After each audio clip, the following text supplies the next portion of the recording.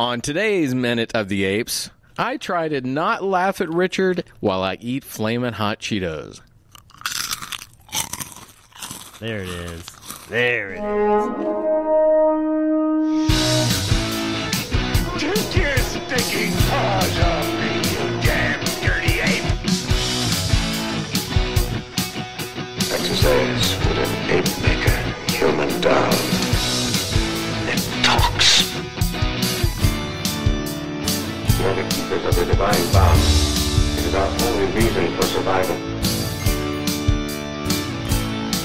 We are determined to know what the apes want, war or peace. The only good human is a dead human! The Minute of the Apes. The Minute of the Apes.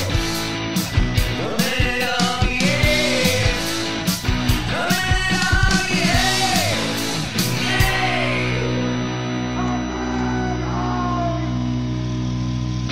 Hello and welcome to Minute of the Apes, the daily podcast where we break down every minute of the Planet of the Apes movies, 1 minute at a time.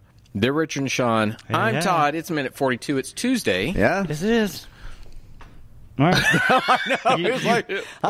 You stated a fact, and we agreed with you. Okay. Yes, it is. Well, Todd, you are done for the day. It's 7:10. Well, since Sean's on the economy version today, Sean, please tell us right now what's happening with minute 42 so we can get the hell out of here. Yeah, 40 seconds of the Apes. Let's go. All right. Today. And here we start minute 42. No, we start minute 42 with the women's club applauding Zira and ends with someone saying a giant flesh-eating giant dinosaur. It was so hard to hear that break off. I was like, flesh-eating. We're stopping there? We are stopping there, yeah. So I'm going to eat some Cheetos while we listen to minute 42.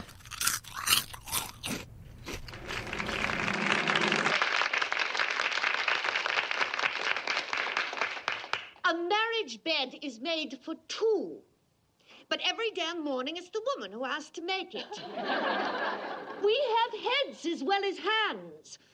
I call upon men to let us use them.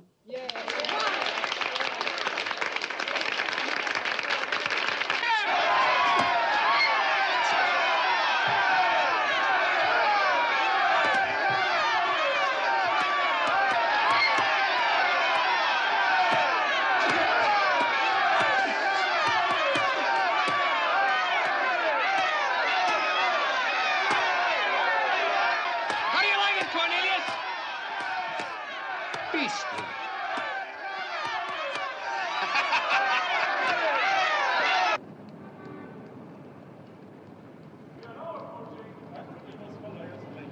A giant flesh-eating dinosaur. All right. As of minute 42, we have a planet's worth of humans plus 2 living apes and 1 dead ape. Am I the only one that feels like Zira's been saving all these quips her entire life and it's finally found her damn audience? Okay. So we're going to get right into it. And I don't remember who tapped into it last time. Maybe you. Not what I meant. Not what I meant. Sorry. But they're oddly acting Proper? just so human. Like they're fitting into the roles of the males. seamlessly. Wait, the women or Zira in this situation? I'm going to go ahead and throw it out for these next few minutes that it's... I'm also trying to figure out why my head's being blown apart. My headphones got turned up somewhere along the way. It's both of them are acting, and I'm talking Corny and Zira, are acting so exactly like a male or female should. Are you telling me that on the Planet of the Apes, in Apes, that Cornelius and Zira wake up every morning and fight over who's going to make up the bed as well? It just hit me as I was like, my God, now you're trying too hard to put them in the same world and to drive home gender roles. Yes, and modern gender roles. It's just making it like the Flintstones, where it's set in the primitive age, but it's the exact same thing as today. Well, wait, haven't we already kind of discussed that this movie has kind of lacked a focus in terms of its political message, that it seems to be a little bit more all over the place? I mean, every movie has tried to drive 8 messages in one movie. The first Planet of the Apes too. You know, there were points when we were watching that where it was so many messages. It was like, what's going on? We're trying to tackle everything. Well, this is so we have an opportunity. We have an opportunity right here now in modern 1970s America to talk about the role between men and women in relationships, right? as embodied by Right. two chimpanzees from the future. So we're going to kind of drive a little bit of humor home, maybe make some commentary.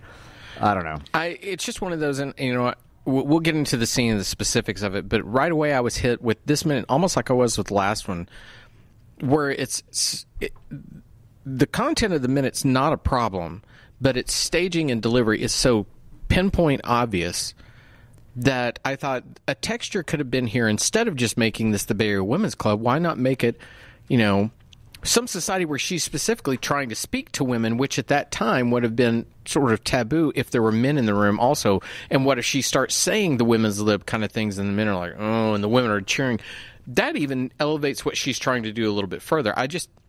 There was a missed note somewhere in this that just didn't play correctly for me. It's almost like you want to see a magazine, a People magazine that says, chimps from the future, they're just like us. Yeah, it feels so obvious, but and I hate to say it, what I'm even suggesting is probably even more obvious to the time, yet it would have created dramatic tension in the scene other than just the cutesiness of Zira conveniently talking about how the men don't treat them as equal. Mm-hmm. Well, so there's I guess they're at 3 banquet tables that are kind of shaped in a U. Mm-hmm. I counted there's about 38 attendees for the Bay Women's Club. Zira is the center to the camera. She's at the table furthest from us. So you kind of go up this U, if you will. She's there. Natalie Trundy is next to her. Oh, was she? I swear to God, I didn't even notice that. Yeah, no, she's sitting right next to her. She's kind of smiling while she says these things. And Zira says, a marriage bed is made for 2, but every damned morning it's the woman who has to make it. We have heads as well as hands. I call upon man to let us use them. I love that she's using woman and man as terminology in this particular thing. She's talking about making a bed. She's talking about using heads instead of hands. It's the Bay Area Women's Club. They're all very, very polite. And so you hear kind of this clapping as she's doing this stuff, and then suddenly out of nowhere, we get a standing ovation. Yeah, because I wanted to hear somebody in the background going, Right, sister. Yeah, that's what we needed. No, that's what we needed. Yeah, we but needed that power moment, not just like, And yeah. maybe that's exactly what I was looking for when I said there needed to be a voice of dissent. It just felt like there was this to from 0 glory to 60, be. yeah. You've said the truth, and I She don't did know. pull out the bullhorn at the end. I call upon man to let us use him. I thought she was going to burn her bra. Ooh. Well, she's in the apes wear bras. I don't So think she's so, standing no. at this table, so she's already kind of in a position of power. Like, she's not seated, she's not mic'd. She's at the head, yeah. So she has to stand there and kind of project, and so she's just giving that power. Now, this speech is not something out of ordinary for Zira, because we already know that she's kind of a radical scientist who understands gender roles as a scientist. I mean, that's what she was already struggling with back on the Albuquerque, right? It's just kind of unusual to be in the Bay Area Women's Club with all these dainty women having small slices of pie and glasses of water that they would kind of be, Revolutionaries all of a sudden. Revolutionaries, yeah, exactly. I don't know. I feel that the scene, once again, it plays with that there's no voice of dissent. It's just a rah-rah, here we are, I'm slipping you into a moment.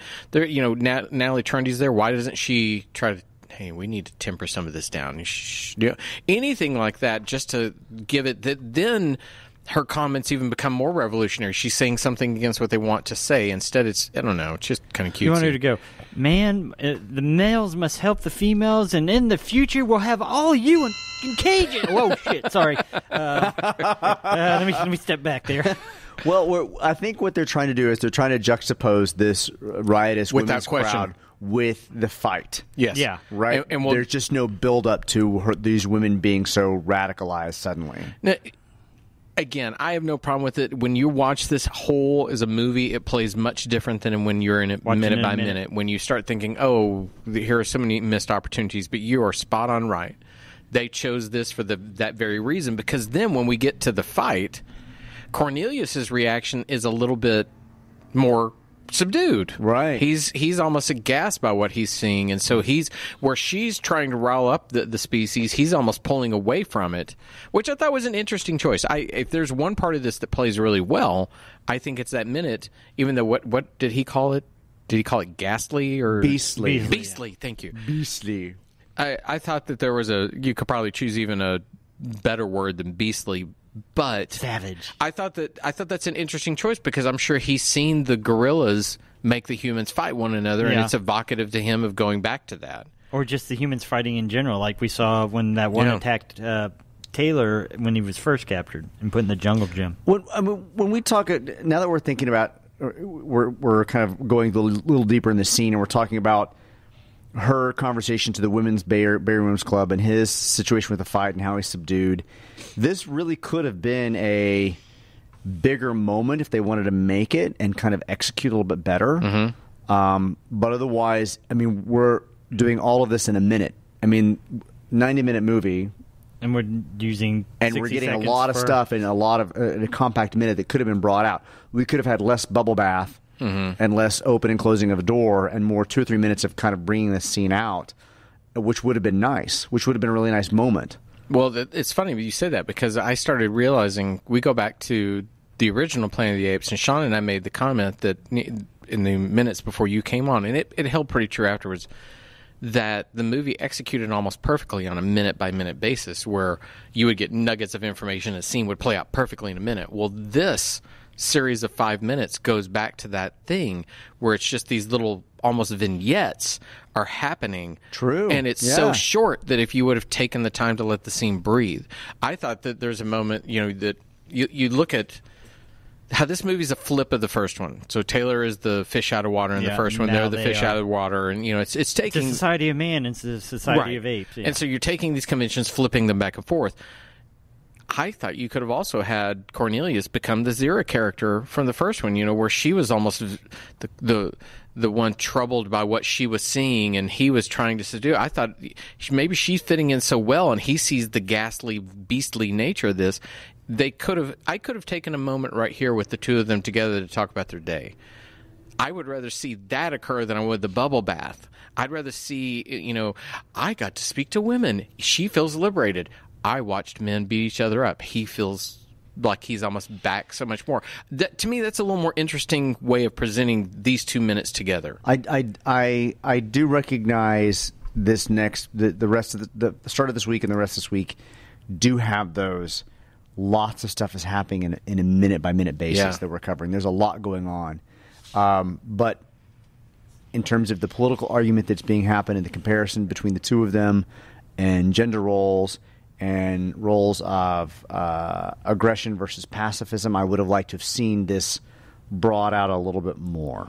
That's all I'm asking. No, and I think that's a perfect point, especially when you talk about that the film almost doesn't tap into exactly what it wants to say and have this conversation. When you do a film like that and you're really executing and you have something to say, you take the moments to breathe and not answer the question. You may pose a question or a dilemma and you don't answer it, but you at least think it through. The characters think it through. And I think that to that point, we could get away from this feeling of compacted, short nuggets of issues. You look at each other like, No, I just heard a car. oh, okay. I thought I was suddenly not making sense. I was like, well, both of you.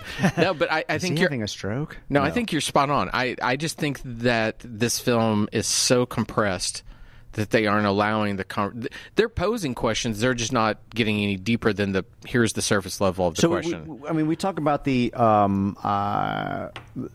start of this movie basically was, the kind of the fish out of water back in this time, dealing with Dr. Hassline proposing that there might be something kind of sinister with him being here. We're talking about the future and that kind of stuff. We're not really delving too much into the idea of nuclear war as much as the last movie was. Right. But we're trying to establish we're not really dealing with race issues quite the same way. So are we delving into roles between men, women, and gender? And this we're starting to go now. Like it's lacking kind of a cohesive message. And I feel like this is the start of something that could have been a really good I agree. message for the entire movie, start to finish. Mm-hmm. Because we're, at this point, almost halfway through the movie. Yeah, we're 41 of 56. Or we're in minute 42 of well, I think, if you remember from when we 98, I did believe. when we did the original Planet of the Apes, we went back and read some reviews because we all were even curious with that one, if what the critics said, if they thought that it was too jumbled with too many messages. And they as well said it perhaps tries to take on too many messages instead of just focusing on one or two. This could have been it for me. This moment here with the two of them, I agree. stuck dealing with roles of society